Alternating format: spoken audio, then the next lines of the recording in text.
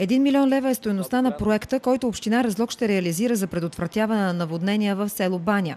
Изпълнението на проекта за река Пихла ще спре сериозните проблеми и материалните щети, като наводнени подземни и приземни етажи на къщите и улиците в непосредствена близост до реката, които при дъждовно време и по време на снеготопенето биват заливани с вода. Прелилите води изромват улиците, затрудняват движението на хората и превозните средства.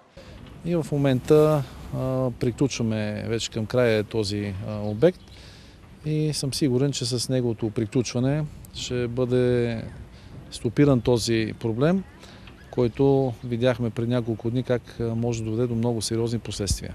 Действително много къщи са построени по край тази река и след като се направи това укрепително съоръжение, вече нашата работа е да направим естетическата растителност и да го оформим като една така добра улица за движение, тъй като знаем, че все пак Баня има много сериозен потенциал и много туристи, които идват заради минералните води.